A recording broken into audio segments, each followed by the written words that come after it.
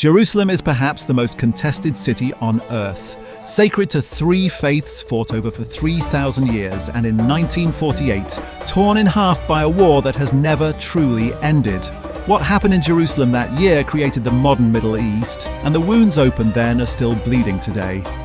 In this video, I use modern AI tools to reconstruct Jerusalem in 1948, the year the British left, Israel was born, and the Holy City became a battlefield. This is the story of how one city became two and how neighbours became enemies. Under the British mandate, Jerusalem was a city of coexistence, however uneasy.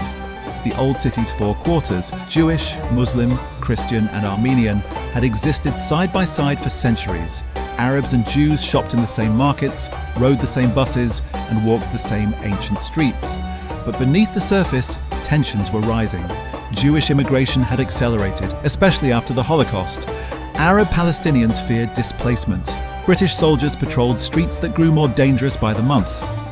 On November 29, 1947, the United Nations voted to partition Palestine into two states, one Jewish, one Arab.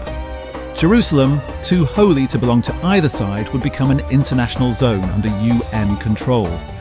In Tel Aviv, Jews danced in the streets until dawn. In the Arab world, from Cairo to Damascus to Baghdad, the reaction was fury and absolute rejection. The partition plan gave 56% of the land to the Jewish state, though Jews were only 1/3 of the population. Arabs saw this as theft of their homeland, a European solution to a European crime imposed on people who had nothing to do with the Holocaust. Why should Palestinians pay for Germany's sins? The Arab Higher Committee rejected the plan entirely.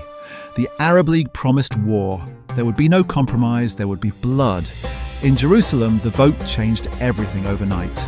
Neighbours who had shared tea and traded goods for years now looked at each other with fear and suspicion. Jewish and Arab areas began to separate organically, as if an invisible wall was already rising. Families quietly stocked food and water.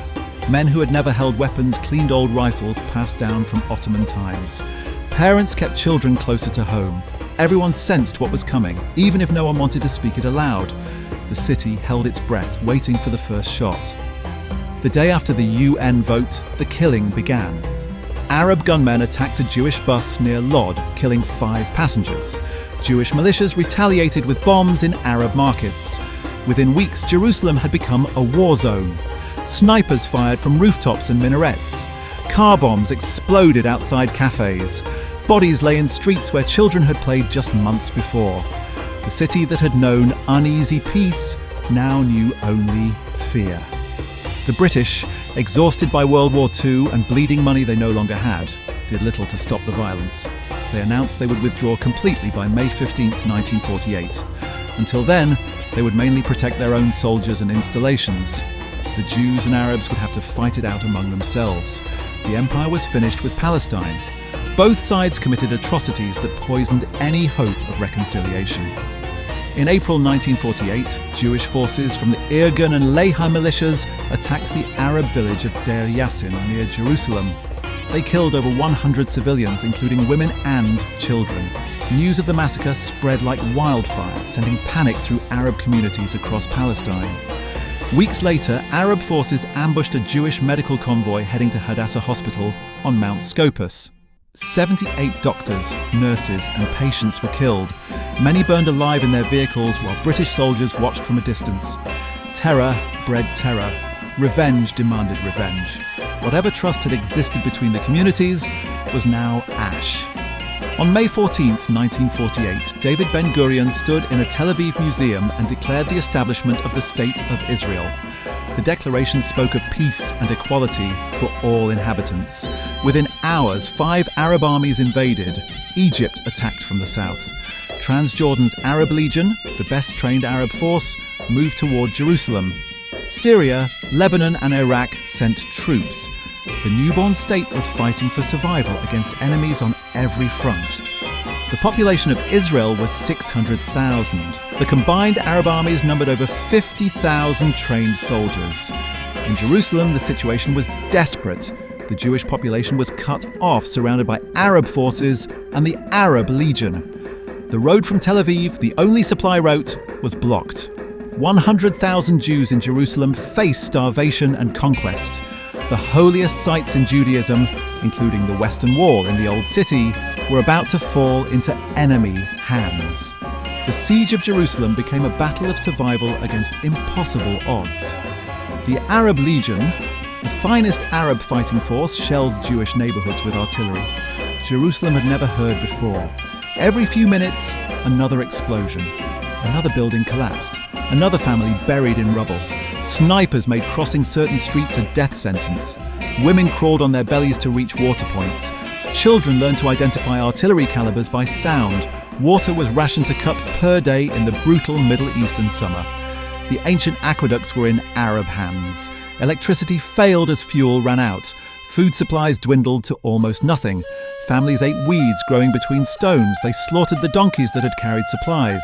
Cats and pigeons disappeared from the streets. Mothers watched their children grow thin and tried to explain why there was no bread. The Jews fought back with everything they had. The Haganah, the main Jewish defense force, launched desperate operations to break the siege. When the main road proved too deadly, engineers built a secret route through the mountains, hacking through rock with hand tools in the darkness. They called it the Burma Road. Convoys of trucks ran this impossible path at night without headlights, delivering flour and bullets to the starving city. Drivers died on every trip, but Jerusalem held. In the Old City, 2,000 Jewish residents and a handful of fighters were trapped in the Jewish quarter.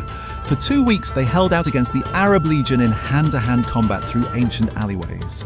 Their ammunition ran out. They melted down pipes to make bullets. On May 28th, they surrendered. The Legion allowed civilians to evacuate through Zion Gate, elderly and children walking out with whatever they could carry. Behind them, the ancient synagogues that had stood for centuries were dynamited. The Huova, the most magnificent synagogue in Jerusalem, collapsed into dust. For the first time in thousands of years, no Jews remained in the Old City. The siege of Jerusalem became a battle of survival. The Arab Legion shelled Jewish neighborhoods. Snipers made crossing certain streets a death sentence. Water was rationed to cups per day. Electricity failed. Food ran out. Families ate weeds and slaughtered donkeys to survive. The Jews fought back with everything they had. The Haganah, the main Jewish militia, launched desperate operations to break the siege. They built a secret road through the mountains called the Burma Road to bypass Arab positions. Convoys ran the gauntlet of ambushes to bring flour and ammunition to the starving city. In the Old City, 2,000 Jewish residents and fighters were trapped in the Jewish quarter. For 2 weeks, they held out against the Arab Legion. On May 28th, they surrendered. The Legion allowed civilians to evacuate, but the ancient synagogues were dynamited. For the first time in centuries, no Jews remained in the Old City of Jerusalem. By the time armistice agreements were signed in 1949, Jerusalem was a city cut in two. The western, newer part of the city belonged to Israel. The eastern part, including the Old City and all its holy sites, belonged to Jordan. A no-man's land of barbed wire, concrete walls and sniper positions ran through the heart of the city. Families were separated overnight. A grandmother in the west could not visit her grandson in the east. The Western Wall, Judaism's holiest site, was now behind Jordanian lines. Jews would not touch those ancient stones for 19 years. Christians in Israel could not visit the Church of the Holy Sepulchre. The City of Peace had become a city of walls. Both sides dug in. Israel made West Jerusalem its capital, though few nations recognized it. Jordan annexed the West Bank and East Jerusalem. Arab residents who had fled or been expelled during the fighting were not allowed to return. Their homes were given to Jewish immigrants. The refugees settled in camps across the Arab world, waiting to go home. They are still waiting.